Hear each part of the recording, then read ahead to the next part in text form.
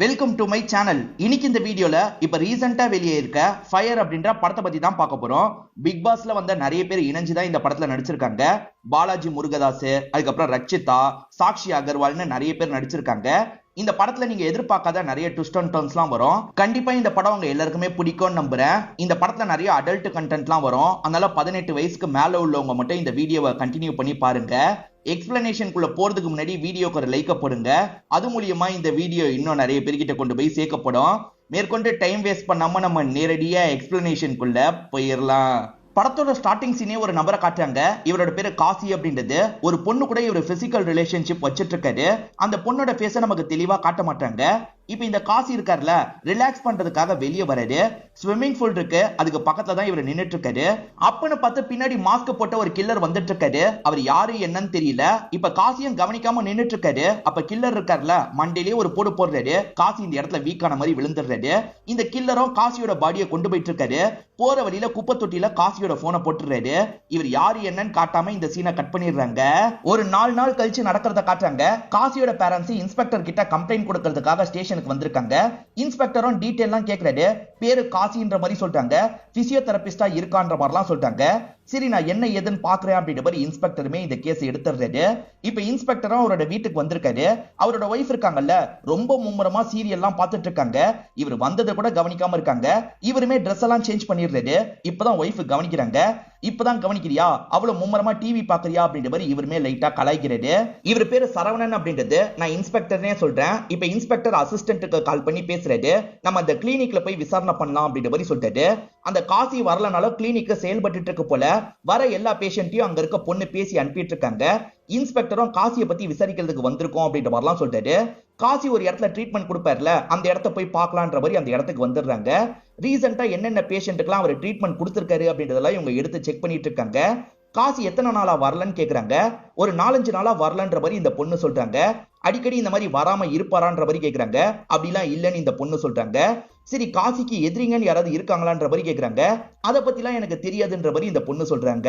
காசியோட போனை ட்ராக் பண்ற வேலையை பார்த்துட்டு இருக்காங்க.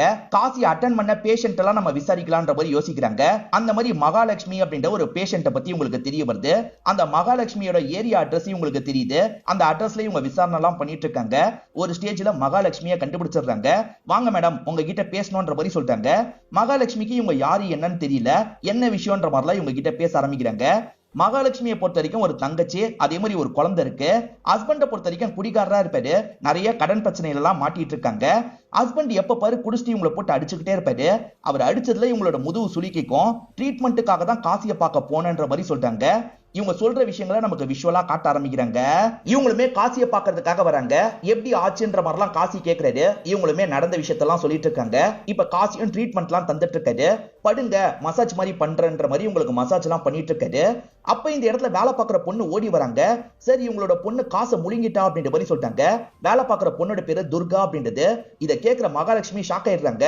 குழந்தைக்கு என்னாச்சு ஏதாச்சுன்னு பார்த்துட்டு இருக்காங்க. அந்த இடத்துக்கு வந்த காசு இருக்கார்ல, என்கிட்ட கொடுங்கன்ற மாதிரி குழந்தைய வாங்கிக்கிறாரு. இப்ப குழந்தைய கவுத்துறாரு. முழுங்கின காசு வெளியே வந்துருது. நீ ஓகே தானே அப்படின்ற மாதிரி அந்த பாப்பா கிட்ட கேட்கிறாரு. அந்த பாப்பா திக்கி திக்கி பேசுறா. எப்பத்துல இருந்து இந்த ப்ராப்ளம் இருக்குன்ற மாதிரிலாம் கேட்டு தெரிஞ்சுக்கிறாரு. இவருக்கு தெரிஞ்ச ஒரு டாக்டருக்கு கால் பண்ணிட்டாரு. இந்த மாதிரி ஒரு குழந்தைக்கு ப்ராப்ளம் இருக்கு, கொஞ்சம் சரி பண்ண முடியுமான்ற மாதிரிலாம் கேட்கிறாரு. சரி, அனுப்பி விடுங்கன்ற மாதிரிலாம் அவர் சொல்லிட்டாரு. நான் சொல்ற டாக்டரை போய் பாருங்கன்ற மாதிரி மகாலட்சுமி கிட்ட சொல்லிட்டாரு. இந்த மாதிரி ஹெல்ப் பண்றதுனால மகாலட்சுமியும் நன்றிலாம் சொல்லிட்டு இருக்காங்க. இதெல்லாம் துர்கா சிரிச்சுக்கிட்டே பார்த்துட்டு இருக்காங்க. காசியை உங்களுக்கு ரொம்ப பிடிக்கும் போல. இவரை பார்த்து வெக்கலாம் படுறாங்க. மகாலட்சுமியை பொறுத்த வரைக்கும் மாவெல்லாம் விக்கிற மாதிரி ஒரு கடை தான் வச்சிருக்காங்க. சின்ன லெவல்ல வியாபாரம் எல்லாம் பண்ணிட்டு இருக்காங்க. இப்ப நைட்டு நேரம் காய்கறி எல்லாம் நறுக்கிட்டு இருக்காங்க. அப்பன்னு பார்த்து யாரோ கதவை தட்டுறாங்க. இந்த நேரத்துல யாருன்ற மாதிரி கதவை திறக்கிறாங்க. பார்த்தா வட்டிக்கு காசு தந்த நபர் தான் இந்த இடத்துக்கு வந்திருக்காரு. ஹஸ்பண்ட் ஏகப்பட்ட காசு வாங்கியிருப்பாரு. தர முடியாம இவங்க கஷ்டப்பட்டு இருக்காங்க. அதனால இவர் இருக்கார்ல, ஒரு லேடி கூட இந்த இடத்துல ஒன்னா இருக்கலாம்ன்ற மாதிரி வந்திருக்காரு. என்னென்ன இப்படி பண்றீங்க, பிளீஸ் இங்க இருந்து போங்கன்ற மாதிரிலாம் மகாலட்சுமி கேக்குறாங்க.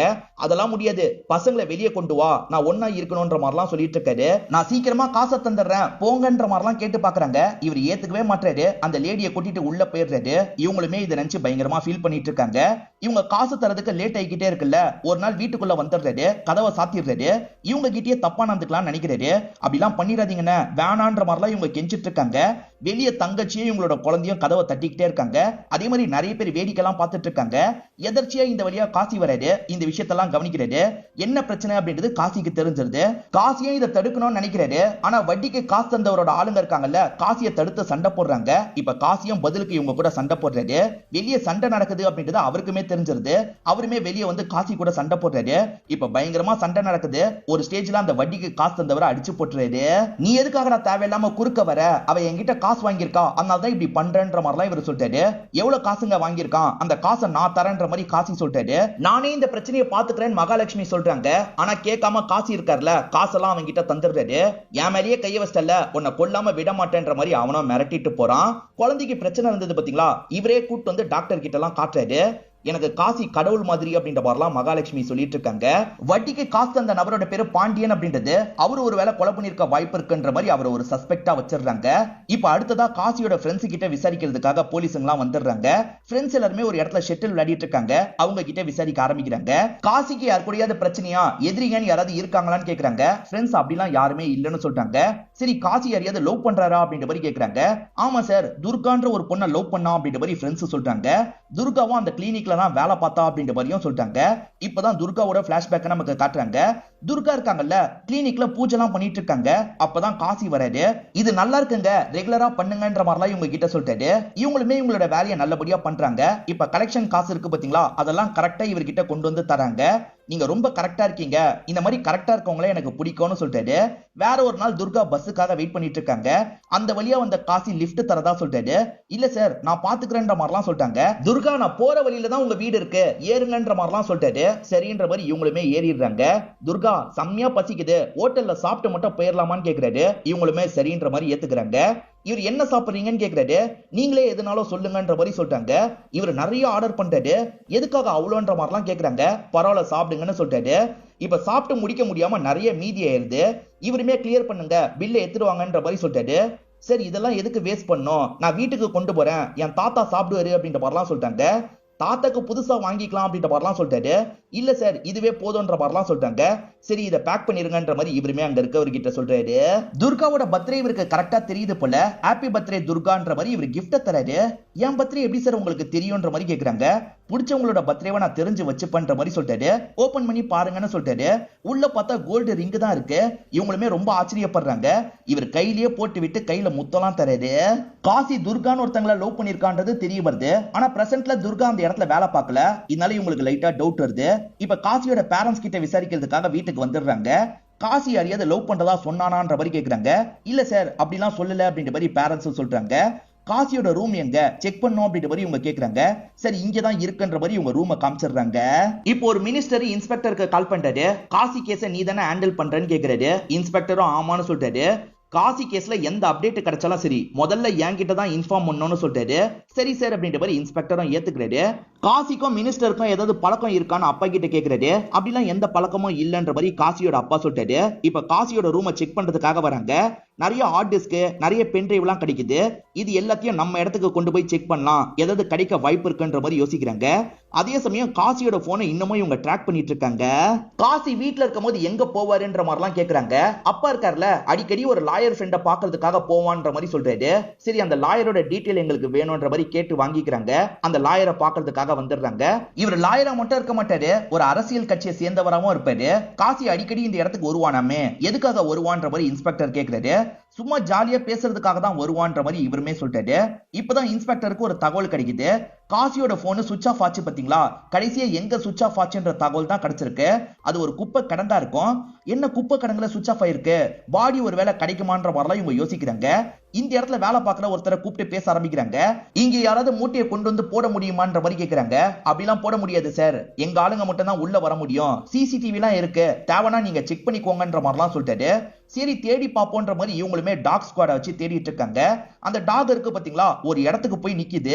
இவங்களுமே அந்த மூட்டையை பாக்குறதுக்காக வராங்க. ரத்தம்லாம் சிந்தின மாதிரி தான் அந்த மூட்டை இருக்கு. ஒருவேளை காசியோட பாடி கிடைச்சிருமா அப்படின்ற மாதிரிலாம் இவங்க யோசிக்கிறாங்க. இப்ப பொறுமையா மூட்டையை ஓபன் பண்றாங்க. உள்ள பாக்குறவங்க ஷாக்க வராங்க. அது பாடியெல்லாம் இருக்காது, சிக்கன் கழிவா தான் இருக்கும். இன்ஸ்பெக்டரும் டீமும் இங்க இருந்து கிளம்புறாங்க. ஆக்சுவலா காசியோட போன் இங்க தான் சுவிட்ச் ஆஃப் ஆயிருக்கும். ஆனா இதுக்கு முன்னாடி ஒரு கெஸ்ட் ஹவுஸ்ல இருந்திருக்கும். அந்த கெஸ்ட் ஹவுஸ்ல போய் விசாரணை பண்ணலான்ற மாதிரி யோசிக்கிறாங்க. இப்ப அந்த கெஸ்ட் ஹவுஸ்க்கு வந்துடுறாங்க. இங்க வேலைக்காரரா ஒரு பெரியவர் தான் இருக்காரு. அந்த பெரியவர் கிட்ட காசி வந்தாரான்ற மாதிரிலாம் கேக்குறாங்க. ஆமா சார், தம்பி ஒரு 4 நாளைக்கு முன்னாடி வந்தாரு அப்படின்ற மாதிரி இந்த பெரியவர் சொல்லிட்டாரு. ஆக்சுவலா இந்த இடத்துல ஓனரா இருக்காருல்ல, அவரோட ஃப்ரெண்டா தான் காசி இருப்பாரு. ஓனர் கூடயும் சேர்ந்து வருவாரு, தனியாவும் வருவாருன்னு சொல்றாரு. இந்த இடத்தோட ஓனர் பேரு அருண் அப்படின்றது. அவர் வெளிநாட்டுல தான் இருக்காரு. அவரை பத்தி விசாரணை பண்ணிட்டு தான் இந்த இடத்துக்கு வந்திருப்பாங்க. காசி ஒரு நாள் நைட்டு காணாம போனாரு பாத்தீங்களா, அன்னைக்கு அருண் இந்த ஊருக்கு வந்திருப்பாரு. வந்தவர் கெஸ்ட் ஹவுஸ்க்கு வந்தாரான்ற மாதிரி கேக்குறாங்க. இல்ல, அருண் ஐயா வரலன்ற மாதிரி இவர் சொல்றாரு. எதுக்காக இந்த ஊருக்கு வந்தவர் கெஸ்ட் ஹவுஸ்க்கு வராம போனாருன்ற மாதிரி கேக்குறாங்க. அது எனக்கு தெரியலன்ற மாதிரி இந்த பெரியவர் சொல்றாரு. காசி எப்ப வந்தாரு எப்ப போனாரு அப்படின்ற மாதிரிலாம் இந்த பெரியவர் கிட்ட கேக்குறாங்க. இந்த பெரியவரும் அந்த டைமிங் எல்லாம் சொல்லிட்டு இருக்காரு. ஒருவேளை அருண் ஏதாவது பண்ணிருப்பாரா அப்படின்ற மாதிரிலாம் இவங்க யோசிக்கிறாங்க. இவரையும் சஸ்பெக்ட் லிஸ்ட்ல சேர்த்துறாங்க. இந்த வீட்டுல ஏதாவது கிடைக்குமான்னு தேடி பாக்குறாங்க. ஆனா பிரோஜனமா இந்த வீட்டுல இவங்களுக்கு எதுவுமே கிடைக்க மாட்டேங்குது. காசியோட சோசியல் மீடியாவெல்லாம் செக் பண்ணலாம் அப்படின்ற மாதிரி இவங்க செக் பண்ணி பாக்குறாங்க. அதுல ஏதாவது கிடைக்குமான்னு பார்த்தா பிரோஜனமா எதுவுமே கிடைக்க மாட்டேங்குது. வீட்டுல இருந்து ஹார்ட் டிஸ்க் மெமரி கார்டுலாம் எடுத்தாங்க பாத்தீங்களா, அதுல ஏதாவது கிடைக்குதான்னு செக் பண்ணி பாக்குறாங்க. பிரோஜனமா எதுவுமே உங்களுக்கு கிடைக்கல. என்ன எல்லாமே கிளியரா இருக்கு, அப்ப எப்படி அவன் காணாம போயிருக்கான்? காணாம தான் போயிருக்கானா இல்ல கொல்லப்பட்டிருக்கானா அப்படின்ற மாதிரிலாம் இந்த டீமை சேர்ந்தவங்க பயங்கரமா யோசிச்சுட்டு இருக்காங்க. ஏற்கனவே மகாலட்சுமி அப்படின்ற ஒரு கிளைண்ட்டை போய் பார்த்தாங்க பாத்தீங்களா, அந்த மாதிரி பிரியான்ற ஒரு கிளைண்ட் இருக்காங்கன்னு தெரியுது. அந்த கிளைண்ட்டை போய் பார்க்கலான்ற மாதிரி இவங்களுமே பாக்குறதுக்காக வந்துடுறாங்க. இந்த ரோலை தான் சாட்சி பண்ணிருப்பாங்க. நீங்க தானே பிரியான்ற மாதிரிலாம் இவங்க உள்ள வந்துட்டு இருக்காங்க. நீங்க வருவீங்கன்னு எதிர்பார்த்தேன், கரெக்டா வந்துட்டீங்கன்ற மாதிரி சொல்லிட்டாங்க. எதிர்பார்த்தீங்களா, என்ன சொல்றீங்கன்ற மாதிரி இவங்க கேக்குறாங்க. பாஸ்போர்ட் வெரிஃபிகேஷனுக்கு தானே வந்திருக்கீங்கன்னு பிரியா கேக்குறாங்க. மேடம், பாஸ்போர்ட் வெரிஃபிகேஷனுக்காக நாங்க வரல, காசி காணாம போயிருக்காரு, அது சார்ந்து விசாரணை பண்றதுக்காக தான் வந்திருக்கோன்ற மாதிரி சொல்லிட்டாங்க. காசியை பத்தி தெரிஞ்சதை சொல்லுங்கன்னு கேக்குறாங்க. இவங்களுமே சொல்ல ஆரம்பிக்கிறாங்க. இவங்க எக்ஸசைஸ் பண்ணிக்கிட்டே இவங்க ஹஸ்பண்ட் சுகுமார் கிட்ட பேசிட்டு இருக்காங்க. அவர் வெளிநாட்டுல இருக்காரு, சீக்கிரமா ஒன்னையும் கூப்பிட்டுக்கிறேன்னு சொல்லியிருப்பாரு. ஆனா ரொம்ப மாசம் ஆயிருது, எப்பதான் கூப்பிட்டுப்பீங்க அப்படின்ற மாதிரிலாம் கொஞ்சம் கோவப்படுறாங்க. சீக்கிரமா கூப்பிட்டுக்கிறேன் அப்படின்ற மாதிரி அவருமே சொல்லிட்டு இருக்காரு. இப்ப எக்ஸசைஸ் பண்ணனால ஸ்வெட் ஆகுது இல்ல, இவங்களுமே துணி எடுத்து தொடச்சிட்டு இருக்காங்க. இத காசி அடிச்சு பாத்துட்டு இருக்காரு. என்ன அப்படி பாக்குறீங்கன்னு இவங்க கேக்குறாங்க. ஏன் துணியை எடுத்துட்டீங்க, அதனால தான் பாக்குறேன்ற மாதிரி சொல்லிட்டாரு. ரெண்டும் கலர் ஒரே மாதிரி இருக்குல்ல, அதனால தான் எடுத்துட்டேன், சாரின்ற மாதிரிலாம் இவங்க சொல்றாங்க. அவர் பெருசா எடுத்துக்காம போய் எக்ஸசைஸ் பண்றாரு. இவங்களுமே எக்ஸசைஸ் பண்றாங்க. அப்படி பண்ணிட்டு இருக்கும்போது லைட்டா இவங்களுக்கு கை முறிங்கிறது போல. இப்ப மாஸ்டரும் என்னாச்சு ஏதாச்சுன்னு பாக்குறாரு. காசி சார் இங்க வந்து கொஞ்சம் பாருங்கன்ற மாதிரி சொல்லிட்டாரு. அவர் பிசியோதெரபிஸ்ட்ன்றது மாஸ்டருக்கு தெரியும், அதனால தான் கூப்பிடுறாரு. காசியுமே சில விஷயங்கள்லாம் பண்றாரு. ஓரளவுக்கு வலி பெட்டர் ஆயிருது. காசியும் காடை தந்து கிளினிக்கு வரணும்னா வாங்கன்ற மாதிரி சொல்லிட்டாரு. இவங்களுமே காசியை பத்தி தெரிஞ்சுக்கலான்ற மாதிரி சோசியல் மீடியாவை செக் பண்றாங்க. மகளிர் தினத்துக்கு காசி ஒரு வீடியோ போட்டிருக்காரு. மகளிர் எவ்வளவு கஷ்டப்படுறாங்க, நம்ம அதை போற்றணும் அப்படின்ற மாதிரிலாம் பேசுறாரு. இதெல்லாம் கேட்கும் போது இவங்களுக்கு பிடிச்சிருக்கு. சரி கிளினிக்கு போய் பார்ப்போன்ற மாதிரி இவங்களுமே பாக்குறதுக்காக வந்துடுறாங்க. இவருமே மசாஜ் எல்லாம் பண்ணிட்டு இருக்காரு. இப்ப பெட்டரா இருக்கான்னு கேக்குறாரு. பெட்டரா இருக்குன்ற மாதிரி இவங்க சொல்றாங்க. ஜெனரலா பேசிக்கிட்டே தான் ட்ரீட்மெண்ட் தந்துட்டு இருக்காரு. சார் காசி ரொம்ப நல்ல டைப் சார், அவன் எப்படி காணாம போனான்னு தெரியல, சீக்கிரமா கண்டுபிடிச்சிருங்க அப்படின்ற மாதிரிலாம் பிரியா சொல்லிட்டு இருக்காங்க. இப்பதான் இன்ஸ்பெக்டர் ஒரு விஷயத்த சொல்றாரு. காசி காணாம போனாரு பாத்தீங்களா, அதே நாள் இவங்க ஹஸ்பண்ட் சுகுமார் வெளிநாட்டுல இருந்து இந்த இடத்துக்கு வந்திருப்பாரு. வந்தவர் இவங்கள பாக்குறதுக்காக வீட்டுக்கு வந்திருக்க மாட்டாரு. அப்புறம் எதுக்காக வெளிநாட்டுல இருந்து வந்தாரு அப்படின்ற மாதிரிலாம் கேக்குறாரு. எனக்கு தெரியலன்ற மாதிரி பிரியா சொல்றாங்க. தெரியலையா இல்ல மறைக்கிறீங்களா அப்படின்ற மாதிரி சந்தேகப்படுற மாதிரி கேக்குறாரு. அதாவது காசிக்கும் இவங்களுக்கும் நடுவுல ஏதோ போயிட்டு இருக்கு, அதை தெரிஞ்சுக்கிறதுக்காக தான் ஹஸ்பண்ட் வெளியூர்ல இருந்து வந்திருக்காரு அப்படின்ற மாதிரிலாம் இவர் யோசிக்கிறாரு. வந்த ஹஸ்பண்ட் பார்க்க கூடாத விஷயத்த பார்த்து கோவத்துல காசி ஏதாவது பண்ணிட்டாரா அப்படின்ற மாதிரி தான் இன்ஸ்பெக்டர் சந்தேகப்படுறாரு. சார் அந்த மாதிரிலாம் எதுவுமே நடக்கல அப்படின்ற மாதிரி பிரியா சொல்லிட்டு இருக்காங்க. இருந்தாலும் இவர் கேள்வி மேல கேள்வி கேட்கிறாரு. அப்பதான் இவரோட அசிஸ்டன்ட் கிட்ட இருந்து போன் கால் வருது. சார் ஒருத்தன் நான் தான் காசியை கொன்னன்ற மாதிரி சரண்டர் ஆயிருக்கான் அப்படின்ற மாதிரி சொல்லிட்டாரு. இதை கேட்கிற இவங்க ஷாக் ஆகுறாங்க. காசியை கொன்னதா ஒருத்தன் சரண்டர் ஆயிருக்கான் அப்படின்ற மாதிரி பிரியா கிட்ட சொல்றாங்க. இப்ப வேகமா இங்க இருந்து கிளம்ப ஆரம்பிக்கிறாங்க. இப்ப வந்து அந்த நபரை பாக்குறாங்க. இவனா அப்படின்ற மாதிரிலாம் ஷாக் ஆகுறாங்க. இப்பதான் சரண்டர் ஆனது யாருன்றதை நமக்கு காட்டுறாங்க. ஆக்சுவலா அருணோட கெஸ்ட் ஹவுஸ்ல ஒரு வயசான பெரிய ஒரு வேலை பார்த்தார்ல, அவர் நான் தான் காசியை கொன்னன்ற மாதிரி சரண்டர் ஆயிருக்காரு. நீங்களா அப்படின்ற மாதிரிலாம் ஆச்சரியமா கேட்டுட்டு இருக்காங்க. அப்ப காசியோட பேரண்ட்ஸ் இந்த இடத்துக்கு வராங்க. சார் காசி கிட்ட இருந்து கால் வந்தது, எங்க கிட்ட பேசினா ஏதோ ட்ரிப்புக்காக தான் போயிருக்கானா அப்படின்ற மாதிரிலாம் சொல்றாங்க. இது காசி ட்ரிப்புக்கு போயிருக்கானான்ற மாதிரி இவங்க ஷாக் ஆயிட்டு இருக்காங்க. யோ நீ காசியை கொன்னன்னு சொல்ற, காசி பேசினதா பேரண்ட்ஸ் சொல்றாங்க, எது உண்மைன்ற மாதிரிலாம் ஆளுங்க கேக்குறாங்க. இங்கதான் படத்தோட இன்டர்வல போடுறாங்க. இப்ப காசி ஒரு ஃபங்க்ஷனுக்காக வந்திருக்காரு. அந்த ஃபங்க்ஷன்ல அனிதான்னு ஒருத்தங்க நிறைய குழந்தைங்க கூட எல்லாம் விளையாடிட்டு இருக்காங்க. இது அனிதாவோட ஃப்ரெண்டு லைட்டா அழுதுகிட்டே பார்த்துட்டு இருக்காங்க. என்னாச்சு அப்படின்ற மாதிரி காசி கேக்குறாரு. அனிதாக்கு கல்யாணம் ஆகி கொஞ்ச நாள்லயே ஹஸ்பண்ட் ஆக்சிடென்ட்ல இறந்து போயிட்டாரு. அப்பத்துல இருந்து சோகமாவே தான் இருந்தா, இப்பதான் கொஞ்சம் பெட்டரா இருக்கா, நீ ஏன் பேசுன்ற மாதிரிலாம் சொல்லிட்டாங்க. சரின்ற மாதிரி இவரும் ஏத்துக்கிறாரு. அனிதா கிட்ட ஜாலியா பேசுறாரு. ரெண்டு பேருமே சேர்ந்த மாதிரி போட்டோ எல்லாம் எடுத்துக்கிறாங்க. ரெண்டு பேருமே நம்பரை எக்ஸ்சேஞ்ச் பண்ணிருப்பாங்க. அனிதா இருக்காங்கல்ல, இவர் பேசி போடுற வீடியோ எல்லாம் பாக்குறாங்க. இவர் கூட சாட் பண்றாங்க. இவருமே ஜாலியா அனிதா கிட்ட பேசுறாரு. உன்னை எனக்கு ரொம்ப பிடிச்சிருக்கு, உன்னை எனக்கு ரொம்ப பிடிச்சிருக்குன்ற மாதிரிலாம் சொல்றாரு. பேச பேச அனிதாவுக்குமே இவரை பிடிக்க ஆரம்பிச்சிருது. ஒரு நாள் இவரோட பர்த்டே வரும். சர்ப்ரைஸா வீட்டுக்கு போலான்ற மாதிரி வீட்டுக்கு வந்துடுறாங்க. இவருமே வெல்கம் பண்றாரு. ரெண்டு பேருமே சேர்ந்த மாதிரி கேக் எல்லாம் வெட்டி பர்த்டேவை கொண்டாடி முடிச்சிடுறாங்க. திடீர்னு காசு எதையோ நினைச்சு அழுதுட்டு இருக்காரு. என்ன ஆச்சுன்ற மாதிரி அனிதா கேக்குறாங்க. நான் ஒரு பொண்ணை பயங்கரமா லவ் பண்ணேன், ஆக்சிடென்ட்ல அவ இறந்து போயிட்டா, அவளோட நினைப்பாவே இருக்குன்ற மாதிரிலாம் ஃபீலிங்கா பேசுறாரு. நானும் அப்படிதான் என்னோட ஹஸ்பண்டை இழந்தேன், எனக்கும் உன்னோட கஷ்டம் புரியும்ன்ற மாதிரிலாம் அனிதா சொல்றாங்க. இப்ப ஆறுதலுக்காக இவரோட தோல் மேல சாயிறாங்க. இவருமே பதிலுக்கு இவங்களை அக் பண்றாரு. சார் இவ்வளவுதான் எங்க ரெண்டு பேருக்குள்ள இருக்க ரிலேஷன்ஷிப் அப்படின்ற மாதிரி அனிதாவும் இன்ஸ்பெக்டர் கிட்ட சொல்லிட்டு இருக்காங்க. இன்ஸ்பெக்டர் மேற்கொண்டு காசியோட கேஸை விசாரிக்கிறதுக்கு ஒரு காரணம் இருக்கு. ஆக்சுவலா பேரண்ட்ஸ் கால் பண்ணதா சொன்னாங்கல்ல, அது உண்மையான கால் இல்லன்னு தெரிய வந்திருக்கும். இப்ப சீனியரோ இன்ஸ்பெக்டரை கூப்பிட்டு பேசுறாரு. கேஸ் ரொம்ப நாளா போயிட்டு இருக்கு, அந்த பெரியவரை நான் தான் கொலை பண்ணேன்னு சொல்றாருல, அவர்கிட்ட ஸ்டேட்மெண்ட்டை வாங்கி கேஸை முடிங்கன்ற மாதிரி சொல்றாரு. இப்ப பெரியவரை உட்கார வச்சு இன்ஸ்பெக்டர் பேசுறாரு. எதனால பண்ணீங்க, எப்படி பண்ணீங்க அப்படின்ற மாதிரிலாம் கேக்குறாரு. இந்த பெரியவருக்கு துர்கான்னு ஒரு பேத்தி இருப்பாங்க. அருண் கிட்ட வேலைக்காக ஹெல்ப் பண்ணுங்கன்ற மாதிரி கேட்டிருப்பாரு. அருண் தான் காசியோட கிளினிக்ல சேர சொல்லியிருப்பாரு. ஆக்சுவலா நமக்கு நடுவுல துர்கான்னு ஒருத்தங்களை காமிச்சாங்கல்ல, அவங்க இப்படிதான் இந்த வேலையில சேர்ந்திருப்பாங்க. இவர் கூட க்ளோஸா பழகி இருப்பாங்க. திடீர்னு ஒரு நாள் தாத்தா வேலையை முடிச்சுட்டு வீட்டுக்கு வராரு. கதவை தட்டினா அவங்க திறக்கவே மாட்டாங்க. என்னாச்சு ஏதாச்சுன்னு ஜன்னல் வழியா செக் பண்றாரு. பார்த்தா அவங்க தூக்கு மாட்டி சாவலான்னு நினைக்கிறாங்க. என்னமா பண்ணிட்டு இருக்க, நிறுத்து அப்படின்ற மாதிரிலாம் சொல்லிட்டாரு. அவங்களுமே ஒரு ஸ்டேஜ்ல நிறுத்திடுறாங்க. உனக்கு என்னமாச்சு என்கிட்ட சொல்லுன்ற மாதிரிலாம் தாத்தா கேக்குறாரு.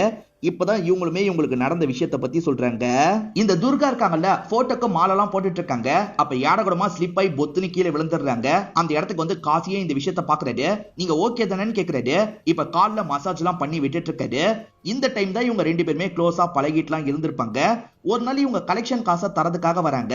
அப்ப காசி என்ன சொல்றாருன்னா, உடம்பெல்லாம் ரொம்ப டயர்டா இருக்கு, இன்னைக்கு ஒரு நாள் நீங்க டாக்டரா இருங்க, நான் பேஷண்டா இருக்கேன்ற மாதிரி சொல்றாரு. இவங்களுமே மசாஜ் பண்றதுக்கு ஏத்துக்கிறாங்க. இவர் ஷர்ட் எல்லாம் கழட்டிடுறாரு. இவங்களுமே பக்கத்துல வந்து மசாஜ் எல்லாம் பண்ணிட்டு இருக்காங்க. அப்படி பண்ணிட்டு இருக்கும் போது இவர் லைட்டா இவங்களை டச் பண்றாரு. இவங்களுக்குமே பிடிச்சிருக்குல்ல, அமைதியா இருக்காங்க. போக போக அவர் கிஸ் எல்லாம் பண்ண ஆரம்பிக்கிறாரு. இவங்க ரெண்டு பேருக்குள்ளேயே பிசிக்கல் ரிலேஷன்ஷிப் நடக்கிற மாதிரி காட்டுறாங்க. வேற ஒரு நாள் எதர்ச்சியா அவரோட போனை இவங்க பாக்குறாங்க. பார்த்தவங்க செம்மையா ஷாக் ஆயிடுறாங்க. ஏன்னா வேற ஒரு பொண்ணு கூட ஒன்னா இருந்த மாதிரி வீடியோ தான் இருக்கு. அந்த வீடியோவை மத்தவங்க கிட்ட எல்லாம் இவர் ஷேர் பண்ணிருக்காரு. தேடி பார்க்கும்போது இவங்க வீடியோவும் இருக்கிறது இவங்களுக்கு தெரிய வருது. இதை பார்த்து இவங்க பயங்கரமா ஷாக் ஆயிடுறாங்க. இதெல்லாம் ரெக்கார்ட் பண்ணிருக்கான் போலன்ற மாதிரி யோசிக்கிறாங்க. அப்ப சட்டுன்னு அவர் பின்னாடி வந்துடுறாரு. எல்லாத்தையும் பார்த்துட்டியான்ற மாதிரி கேட்கிறாரு. எதுக்காக இப்படி பண்ண, நீ லவ் பண்றேன்னு நினைச்சுதான் உன் கூட ஒன்னா இருந்தேன்னு சொல்றாங்க. நான் எப்போ உன்கிட்ட லவ் பண்றதா சொன்னேன், நீ பார்த்த விஷயத்த பத்தி வெளியே சொல்லக்கூடாது, அப்படி சொல்லணும்னு நினைச்சேன்னு வச்சுக்கோ, என் முகத்தை நான் பிளர் பண்ணிருவேன், உன் முகத்தை மட்டும் இந்த தமிழ்நாடே பார்க்கும், பாத்துக்கோ அப்படின்ற மாதிரிலாம் மிரட்டிட்டு இருக்கான். இதனால பயந்துதான் இவங்க சூசைட் பண்ணலாம் நினைச்சிருப்பாங்க. நீ என்னமா தப்பு பண்ண சூசைட் பண்றதுக்கு, தப்பெல்லாம் அவன் தான் பண்ணான், அவனை தாத்தா ஏதாவது பண்றேன், நீ கவலைப்படாம இருன்ற மாதிரி இவருமே இவங்க கிட்ட சொல்றாரு.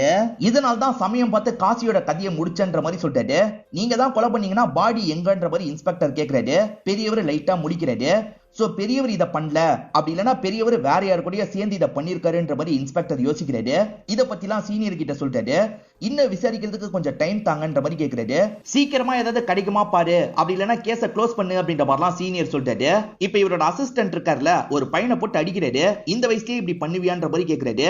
என்ன ஆச்சுன்னு வெளியே வந்த இன்ஸ்பெக்டர் கேக்குறாரு. சார் சாமி படம் பார்த்திருக்கான்ற மாதிரி சொல்றாரு.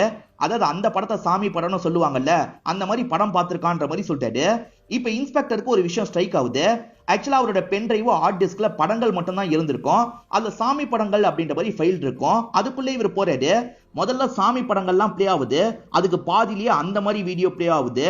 அதாவது நிறைய பொண்ணுங்க கூட ஒன்னா இருந்த வீடியோ எடுத்திருக்காருல, அந்த வீடியோ எல்லாம் பிளே ஆகுது. பிரியாவை பொறுத்த வரைக்கும் ட்ரீட்மெண்ட் மட்டும் தான் தந்தான்ற மாதிரி சொன்னாங்கல்ல, ஆனா பிரியாவை செடியூஸ் பண்ணி அந்த காசி ஒன்னா இருந்திருப்பான். அதெல்லாம் வீடியோ எடுத்து வச்சிருக்கான். பிரியாவை மட்டும் இல்ல, நிறைய பொண்ணுங்க கூட ஒன்னாலாம் இவன் இருந்து வீடியோ எடுத்திருக்கான்னு தெரிய வருது. இந்த வீடியோ எல்லாத்தையும் சீனியர் கிட்ட காட்டுறாரு. இது மட்டும் இல்ல, இந்த வீடியோ வச்சு இந்த பொண்ணுங்களெல்லாம் மிரட்டி மத்த ஆண்கள் கிட்டயும் ஒன்னா இருக்க சொல்லிலாம் சொல்லியிருப்பான். அந்த ஆண்கள்லாம் யாரு என்னன்னு தெரியல, கண்டிப்பா விஐபியா இருக்க வாய்ப்பு இருக்கு அப்படின்ற மாதிரிலாம் இன்ஸ்பெக்டர் சொல்லிட்டாரு. இதை கேட்கிற இந்த சீனியர் மிரண்டு போயிடுறாரு. இது ரொம்ப சென்சிட்டிவ் கேஸா போகும் போல, இத பத்தி மீடியாக்கு மட்டும் தெரியாம பாத்துக்கோன்னு சொல்றாரு. காசி நிறைய பொண்ணுங்களோட வீடியோ வச்சிருப்பான். அந்த பொண்ணுங்க கிட்ட எல்லாம் பேசி பார்க்கலாம், அந்த விஐபி பேரு வெளியே வர வாய்ப்பு இருக்குன்ற மாதிரிலாம் இவங்க யோசிச்சிருப்பாங்க. அந்த மாதிரி தான் நிறைய பொண்ணுங்க கிட்ட பேசிட்டு இருக்காங்க. நிறைய பொண்ணுங்க அழுகுறாங்க. இத வச்சு மிரட்டி மிரட்டி நிறைய காசெல்லாம் வாங்கியிருக்கான் அப்படின்ற மாதிரிலாம் சொல்லிட்டு இருக்காங்க. நிறைய பொண்ணுங்க பயந்த மாதிரி தான் பேசிட்டு இருக்காங்க. இது வெளியே வந்துருமோன்னு ஒவ்வொரு நாளும் பயந்துட்டு இருக்கோன்ற மாதிரி சொல்றாங்க. ஆனா ஒரு பொண்ணு போல்டா பேசுறாங்க. காசு கேட்டான், நான் தர மாட்டேன், வீடியோ தானே போடணும்னா போட்டுக்கோன்ற மாதிரி தெனாவட்டா சொல்லியிருப்பாங்க. காசி நிறைய பொண்ணுங்களை ஏமாத்தினாரு பாத்தீங்களா, அதை பத்தி மீடியாளுங்களுக்கு தெரிஞ்சிருச்சு. நியூஸ் மாதிரிலாம் போடுறாங்க. இதை பாக்குற சீனியர் ஷாக் ஆயிடுறாரு. எப்படி இன்ஃபர்மேஷன் வெளியே போச்சுன்னு கேட்கிறாரு. சார், இன்ஃபர்மேஷன் என் சைடு வெளியே போயிருக்க வாய்ப்பு இல்ல, சில பொண்ணுங்க கிட்ட பேசினல அவங்க லீக் பண்ணிருக்க வாய்ப்பு இருக்குன்னு சொல்றாரு. சரி, இதுக்கப்புறமா அது கவனமா பாத்துக்கோன்னு சீனியர் சொல்றாரு. எந்த விஐபியோட பேர் அடிபட்டாலும் முதல்ல என்கிட்ட சொல்லுன்னு சொல்றாரு. ஏன்னா அந்த விஐபி அதுல இருந்து காப்பாத்துறதுக்காக தான் இந்த மாதிரி சீனியர் சொல்றாரு. காசியை பத்தி நியூஸ்ல சொல்லிட்டு இருக்காங்கல்ல, இத பாக்குற பேரண்ட்ஸ் பயங்கரமா ஷாக் ஆயிடுறாங்க. ஏன்னா இவங்களை பொறுத்த வரைக்கும் காசி ரொம்ப நல்ல பையன், நம்ம பையனை பத்தி தப்பு தப்பா சொல்றாங்கன்ற மாதிரிலாம் ஃபீல் பண்றாங்க. இத மத்தவங்களும் பாக்குறாங்கல்ல, இவங்க குடும்பத்தை பயங்கரமா திட்டிட்டு இருக்காங்க.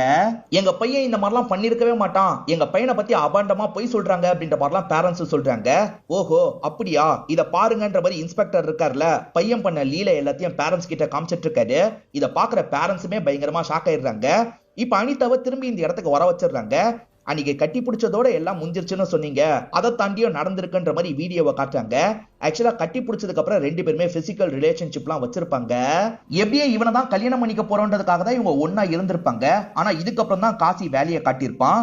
என் 5 லட்சம் ரூபாய் ஒரு இடத்துல லாக் ஆயிருக்கு, அதை வச்சுதான் உன்னை பிளான் பண்ணிருக்கேன், இப்ப பண்ண முடியாம இருக்குன்ற மாதிரிலாம் கொஞ்சம் ஃபீலிங்கா பேசுறாரு. இவங்க இருக்காங்கல்ல, என் நகையை அடகு வச்சு காசு தரேன், நீ அதை வச்சு யூஸ் பண்ணிக்கோன்ற மாதிரி சொல்றாங்க.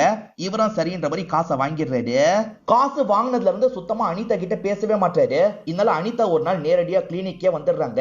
எதுக்காக இப்பெல்லாம் என்கிட்ட பேச மாட்டே, என்னதான் உனக்கு பிரச்சனைன்ற மாதிரி கேக்குறாங்க. இப்ப அவசரமா ஒரு 25 லட்சம் ரூபாய் தேவைப்படுது, உன்னால தர முடியுமான்ற மாதிரி கேக்குறாரு. ஏற்கனவே என்னோட நகை மட்டும் இல்லாம என்னோட அம்மாவோட நகையும் சேர்த்து அடகு வச்சுதான் உன்கிட்ட தந்தேன், திரும்பி காசு கேட்டா நான் என்ன பண்ணுவேன்ற மாதிரி கேக்குறாங்க. நீ தந்துதான் ஆகணும் அப்படின்ற மாதிரி இவன் மிரட்ட ஆரம்பிக்கிறான். இவங்க ரெண்டு பேர் ஒன்னா இருந்தாங்கல்ல, அதை வீடியோ எடுத்து வச்சிருப்பான், அதை இவங்க கிட்டே காட்டுறான். இவங்க பார்த்து மிரண்டு போயிடுறாங்க. உன்னால காசை தர முடியலன்னு வச்சுக்கோ, நான் சொல்ற நபர் கூட நீ ஒன்னா இருக்கணும்ன்ற மாதிரிலாம் இவன் சொல்றான். ஆக்சுவலா இவனுக்கு ஒரு லாயர் ஃப்ரெண்ட் இருந்த மாதிரி காமிச்சாங்கல்ல, அவர் மூலியமா தான் இந்த விஷயத்தை இவன் பண்ணிட்டு இருக்கான் போல.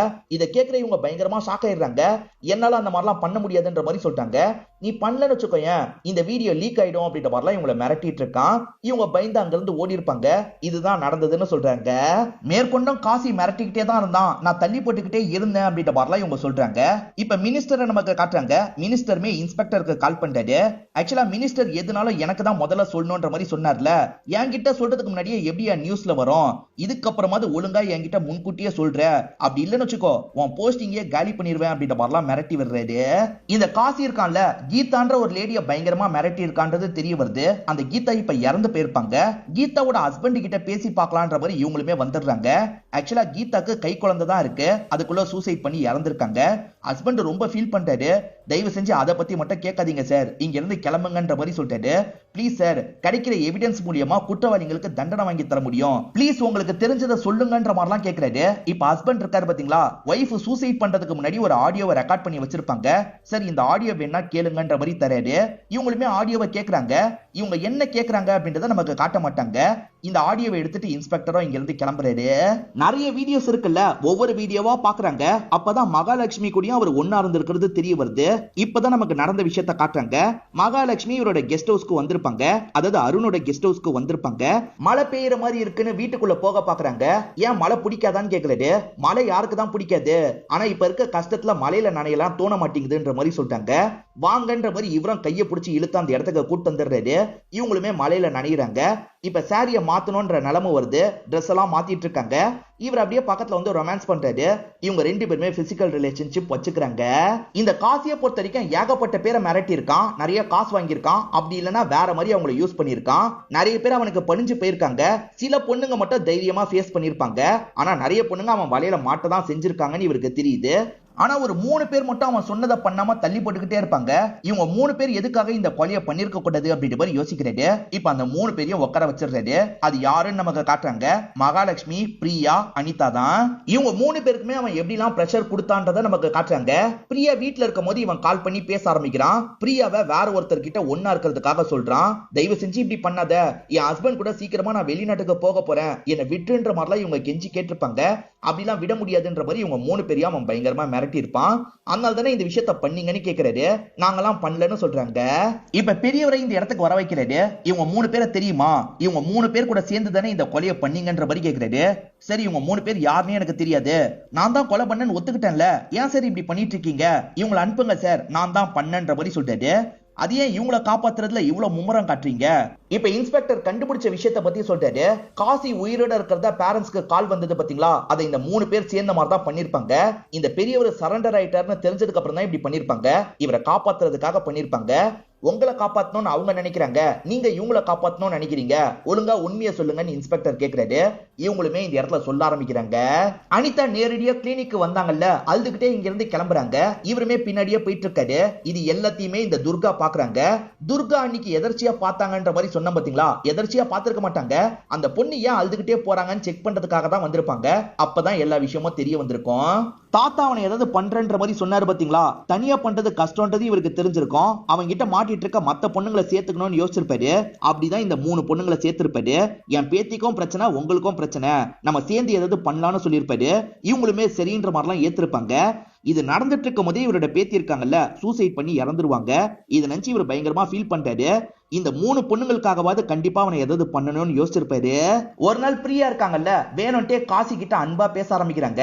காசி, எனக்கு நீ நிறைய கஷ்டத்தை தந்திருக்க, அதே சமயம் எனக்கு சந்தோஷத்தையும் தந்திருக்க, திரும்பி அவங்க கூட ஒன்னா இருக்கணும்னு ஆசைப்படுறேன், வெக்கத்தை விட்டு கேட்கிறேன், எப்போ ஒன்னா இருக்கலாம்னு கேக்குறாங்க. சரி, இந்த இடத்துக்கு வா, ஒன்னா இருக்கலாம்ன்ற மாதிரி அவன் சொல்றான். அவன் அருணோட கெஸ்ட் ஹவுஸ்ல தான் அடிக்கடி ஒன்னா இருப்பான் போல. அந்த கெஸ்ட் ஹவுஸ்க்கு இவங்களை வர வச்சிடறான். இது எல்லாமே உங்களோட பிளானா தான் இருக்கும். காசிக்கு இது எதுவுமே தெரியாது. இந்த பெரியவருக்கு சரக்கெல்லாம் வாங்கிட்டு வந்திருக்காரு. சந்தோஷமா இருங்கன்ற மாதிரி அந்த பெரியவர்கிட்ட தந்துடுறாரு. இப்ப பிரியாவை கூட்டிட்டு உள்ள வந்துடுறாரு. பிரியா கிட்ட ரொமான்ஸ் எல்லாம் பண்றாரு. இப்ப பெரியவரும் இங்க இருக்க ஒரு ரூம் வராரு. பார்த்தா மீதி 2 பொண்ணுங்க அந்த இடத்துல தான் இருக்காங்க. பிரியா கூட இவர் ட்ரிங்க் பண்ணிட்டு இருக்காருல, இப்ப ரெஸ்ட் ரூம் யூஸ் பண்றதுக்காக போறாரு. அந்த கேப்ல பிரியா என்ன பண்றாங்கன்னா, அவர் குடிச்சிட்டு இருக்கிறதுல எதையோ கலந்துடுறாங்க. மயக்க மருந்து மாதிரி எதையோ கலந்துடுறாங்க. கலந்திருக்கிறது தெரியாம இவருமே குடிக்கிறாரு. இப்ப பிரியாவும் ரெஃப்ரெஷ்லாம் ஆயிட்டு இந்த இடத்துக்கு வந்துடுறாங்க. இவருமே பிரியா கூட ஒன்னா இருக்க ஆரம்பிக்கிறாரு. இததான் படத்தோட ஸ்டார்டிங்ல காமிச்சிருப்பாங்க. இவர் பிரியா கூட ஒன்னா இருந்துட்டு இருக்கும் போதே தலைலாம் சுத்துற மாதிரி இருக்கு. நான் கொஞ்சம் ரிலாக்ஸ் பண்ணிட்டு வரேன்ற மாதிரி இவருமே வெளியே வராரு. கொஞ்சம் காத்தோட்டமா இருந்தா ஃப்ரீயா இருக்கும்ல, அதனால தான் வெளியே போயிருப்பாரு. பிரியாவும் கால் பண்ணி இவங்க கிட்ட சொல்றாங்க. இப்ப 4 பேருமே கையில ஒரு கட்டி எடுத்துக்கிறாங்க. யார் அடிக்கிறது அப்படின்ற மாதிரிலாம் இவங்களுக்குள்ள யோசிச்சுட்டு இருக்காங்க. இப்ப பொறுமையா பக்கத்துல போலான்னு நினைக்கிறாங்க. அப்ப சம்பந்தமே இல்லாம மாஸ்க் போட்ட மாதிரி ஒரு நபர் இந்த இடத்துக்கு வந்துடுறாரு. இது யாருன்ற மாதிரிலாம் இவங்க 4 பேர் ஷாக்கிங்கா பார்த்துட்டு இருக்காங்க. அவர் இருக்காருல, காசிய மண்டையிலேயே அடிக்கிறாரு. காசி இறந்தோன பாடியை கொண்டு போயிட்டு இருக்காரு. யார் இது, சம்பந்தமே இல்லாம இவர் கொலை பண்ணிட்டாரு அப்படின்ற மாதிரிலாம் இவங்க யோசிச்சுட்டு இருக்காங்க. உண்மையில இதுதான் சார் நடந்தது. எங்க 3 பேரோட பேரு வெளியே வரக்கூடாதுன்றதுக்காக இந்த பெரியவர் சரண்டர் ஆயிட்டாரு. இவரை காப்பாத்துறதுக்காக காசி பேசுற மாதிரி நாங்க டிராமா பண்ணோம். இதுதான் உண்மை, சத்தியமாவே நாங்க எதுவுமே பண்ணல அப்படின்ற மாதிரிலாம் இவங்க சொல்லிட்டு இருக்காங்க. இன்னமும் இவங்க ஒவ்வொரு வீடியோவா செக் பண்ணிட்டு இருக்காங்கல்ல. இப்போ ஒரு வீடியோவை பார்த்தோன்னே இந்த இன்ஸ்பெக்டர் பயங்கரமா ஷாக் ஆயிடுறாரு. இப்ப இன்ஸ்பெக்டர் இருக்காரு பாத்தீங்களா, டீமை கூட்டிட்டு மினிஸ்டரை பாக்குறதுக்காக வந்துடுறாரு. என்னையா இன்ஃபர்மேஷன் ஏதாவது இருக்கா, இப்பயாவது சொல்லணும்னு நினைச்சியே சொல்லுன்ற மாதிரிலாம் அந்த மினிஸ்டர் தெனாவட்டா பேசுறாரு. ஆனா இன்ஸ்பெக்டர் இருக்கார்ல, சார் நீங்களும் இல்ல சம்பந்தப்பட்டிருக்கீங்க, அதுதான் எங்களுக்கு தெரிய வந்திருக்குன்ற மாதிரி சொல்றாரு. கீதான்னு ஒருத்தங்க ஆடியோவை ரெக்கார்ட் பண்ணி வச்சுட்டு இறந்து போனாங்கன்னு சொன்ன பாத்தீங்களா, அந்த ஆடியோவை இவர் மட்டும் தான் கேட்ட மாதிரி காமிச்சிருப்பாங்க. இப்பதான் நமக்கு அந்த ஆடியோவை காட்டுறாங்க. கீதா என்ன சொல்றாங்கன்னா, அந்த மினிஸ்டர் கிட்ட அவன் அனுப்பி வச்சான், மினிஸ்டர் தான் என் கூட ஒன்னா இருந்தாரு அப்படின்ற மாதிரிலாம் சொல்லியிருப்பாங்க. வெறும் ஆடியோலாம் கோர்ட்ல நிக்காதுன்ற மாதிரி மினிஸ்டர் சொல்றாரு. எனக்கு தெரியும் சார், இதை பாருங்கன்ற மாதிரி இன்ஸ்பெக்டர் வீடியோவையே காட்டுறாரு. அதாவது அந்த காசு இருக்கான் பாத்தீங்களா, மினிஸ்டர் கிட்ட பொண்ணுங்களை அனுப்பும் போதே ரெக்கார்ட் பண்றதுக்கு பிளான போட்டிருப்பான். நாளை பின்ன இந்த மினிஸ்டரையும் மிரட்டுற மாதிரிலாம் பிளான் இருந்திருக்கும். காசிக்கும் இந்த மினிஸ்டருக்கும் டீலிங் இருக்குல்ல, காசி இறந்து போனதுக்கு அப்புறம் இவர் பயந்துருப்பாரு. அதனால தான் எந்த டீடைல் கிடைச்சாலும் என்கிட்ட முதல்ல சொல்லணும்ன்ற மாதிரி சொல்லியிருப்பாரு. இன்ஸ்பெக்டர் அரெஸ்ட் பண்ணணும்னு சொல்லிட்டாரு. அதெல்லாம் முடியாதுன்ற மாதிரி இவர் பிரச்சனை பண்றாரு. அதெல்லாம் மீறி இவங்க இங்க இருந்து அரெஸ்ட் பண்ணி கூட்டு போறாங்க. சீனியர் என்கிட்ட முன்னாடியே சொல்லுன்னு சொல்லியிருப்பாரு. ஆனா இவர் மீடியா கிட்ட முன்கூட்டியே சொல்லிடுறாரு. இப்ப மீடியால இந்த நியூஸ் வந்துருது. அதனால சீனியரால எதுவுமே பண்ண முடியல. சீனியர் இந்த கேஸ்ல இன்ஸ்பெக்டர் ரொம்ப கரெக்டா செயல்பட்டாரு, அவருக்கு என்னோட வாழ்த்துக்களை சொல்லிடுறேன் அப்படின்ற மாதிரிலாம் சொல்றாரு. யாரு கொலை பண்ணாங்கன்னு ஒரு கேள்வி இருக்குல்ல, அந்த விஷயத்தை இப்பதான் ரிவீல் பண்றாங்க. இந்த இன்ஸ்பெக்டருக்கு ஒய்ஃப் இருக்க மாதிரி தானே காமிச்சாங்க. ஆனா இன்ஸ்பெக்டருக்கு ஒரு பொண்ணும் இருந்திருப்பாங்க. அந்த பொண்ணு சூசைட் பண்ணி தான் இறந்து போயிருப்பாங்க. சாகிறதுக்கு முன்னாடி அப்பாக்கு ஒரு வீடியோ மாதிரி ரெடி பண்ணி தான் இறந்து போயிருப்பாங்க. அந்த வீடியோவை இவருமே ஃபீல் பண்ணிக்கிட்டே பாக்குறாரு. நீங்க எனக்கு நிறைய ஃப்ரீடம் தந்தீங்கப்பா, அதை நான் தப்பா மிஸ்யூஸ் பண்ணிட்டேன்ற மாதிரி சொல்றாங்க. காசி என்ன ஏமாத்திட்டான் அப்படின்ற மாதிரிலாம் டீட்டெயிலா சொல்றாங்க. அவனை ஏதாவது பண்ணுங்கப்பா அப்படின்ற மாதிரிலாம் சொல்லியிருப்பாங்க. காசியை ஸ்டார்டிங் யாரோ கொலை பண்ண மாதிரி காமிச்சாங்கல்ல, வேற யாரும் கிடையாது, இந்த இன்ஸ்பெக்டர் தான் கொலை பண்ணிருப்பாரு. ஒரு இடத்துல பாடியை டிஸ்போஸ் பண்ணிடுறாரு. ஆக்சுவலா இந்த விஷயத்துல நிறைய பேர் சம்பந்தப்பட்டிருக்காங்கன்றது இவருக்கு தெரிஞ்சிருக்கும். அதனால தான் யாரெல்லாம் சம்பந்தப்பட்டாங்கன்றதை தெரிஞ்சுக்கணும்ன்றதுக்காக பயங்கரமா விசாரணை பண்ணிருப்பாரு. காசியோட விஷயம் முதல்ல டிவில வந்தது பாத்தீங்களா, ஆக்சுவலா இவர் தான் திட்டமிட்டு லீக் பண்ணிருப்பாரு. நான் விசாரிச்ச பொண்ணுங்க லீக் பண்ணிருக்க வாய்ப்பு இருக்குன்ற மாதிரி சீனியர் கிட்ட சும்மா தான் சொல்லியிருப்பாரு. ஏன்னா சீனியர் கூட இதை வெளியே வர விடாம பண்ணிருவாரு, நம்ம வெளியே வர வைக்கணும்ன்றதுக்காக தான் இப்படி பண்ணிருப்பாரு. இதுல சம்பந்தப்பட்ட மினிஸ்டரையும் கடைசியில லாக் பண்ணிடுறாரு. இவரோட ஒய்ஃப் நாடகத்தை மும்மரமா பாக்குற மாதிரி காமிச்சிருப்பாங்க. உண்மை அது கிடையாது. பொண்ணு இறந்து போன சோகத்துல கூட இவங்க பிரம்ம பிடிச்ச மாதிரி உட்காந்துட்டு இருந்திருக்கலாம். நம்மள குழப்பறதுக்காக கூட அவங்க நாடகத்தை தான் மும்மரமா பார்த்தாங்கன்ற மாதிரி காமிச்சிருக்கலாம். தன்னோட பொண்ணுக்காகவும் பாதிக்கப்பட்ட மத்த பொண்ணுங்களுக்காகவும் தான் இவர் இப்படி பண்ணிருக்காருன்ற மாதிரி காமிக்கிறாங்க. இதோடயே இந்த படத்தை முடிச்சிடுறாங்க. இந்த படத்துல வந்த ட்விஸ்ட் அண்ட் டர்ன்ஸ்லாம் கண்டிப்பா உங்களுக்கு பிடிச்சிருக்கும் நம்புறேன். இந்த வீடியோ உங்களுக்கு பிடிச்சிருந்ததுன்னா லைக் பண்ணுங்க, கமெண்ட் பண்ணுங்க, மறக்காம இந்த சேனலை சப்ஸ்கிரைப் பண்ணி சப்போர்ட் பண்ணுங்க. ரெகுலரா இந்த மாதிரி வீடியோஸ் வந்துகிட்டே இருக்கும்.